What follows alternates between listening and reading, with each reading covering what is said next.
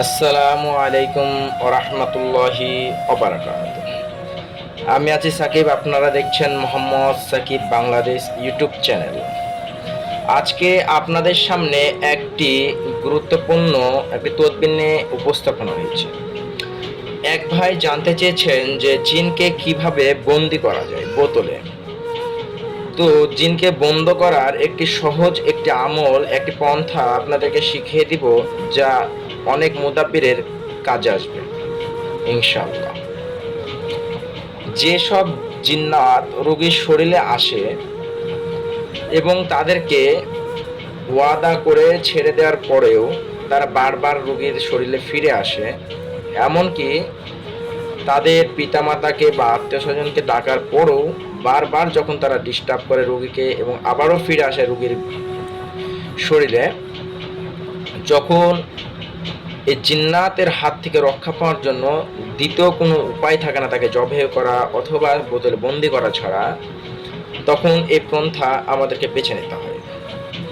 তে অবশ্যই আমাদের উচিত সবার প্রথমে জিন্নাতকে ভয় দেখানো এবং আখিরাতের কিছু কথা স্মরণ করিয়ে দেয়া এবং তাদেরকে ওয়াদাবদ্ধভাবে তাদেরকে রোগীর শরীর থেকে তাড়িয়ে দেয়া।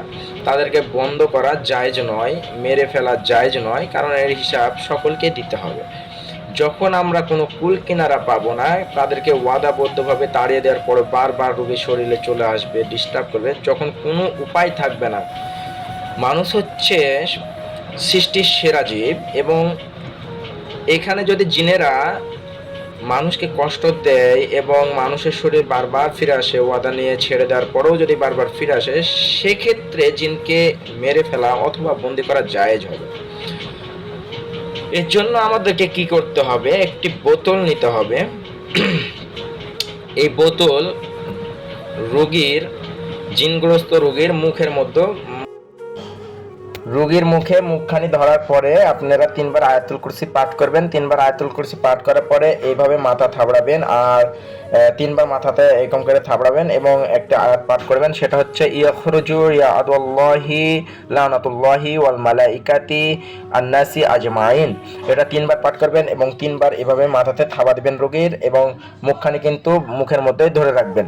এরপরে আপনি 20 সেকেন্ড এইভাবে নাক চেপে ধরে থাকবেন এবং ছেড়ে দিবেন এবং মুখখানি বন্ধ করে দেবেন বোতলের, ঠিক আছে? এবং বোতলের মুখ বন্ধ করার সময় বলবেন ওয়ালা ইয়াউদুহু হিফযুহুমা ওয়া হুয়াল আলিয়ুল আযীম। এটা যদি পড়ে মুখখানি বন্ধ করেন তাহলে অন্য জিন্নাতগণ তাদেরকে বাঁচাতে আসতে পারবে না এবং মুখখানি খুলে নিয়ে চলে যাওয়ার সাহস পাবে না। এবং এই বোতলখানিকে এমন এক জায়গাতে ফেলে দিবেন বা পুঁতে রাখবেন যেখানে ছোট বাচ্চারা বা মানুষেরা হাতের নাগালের বাইরে ফেলবেন, কোনো নদীতে বা কোনো পুকুরে গভীর জায়গায় ফেলে দিবেন।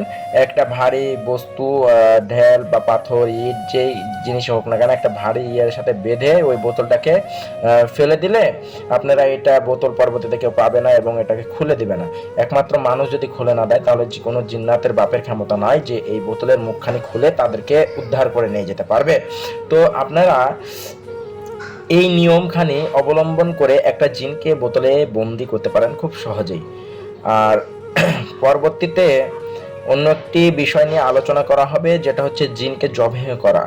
জিনকে কোন আয়াতের মাধ্যমে কিভাবে জবেহ করে দিবেন সেটা নিয়ে আলোচনা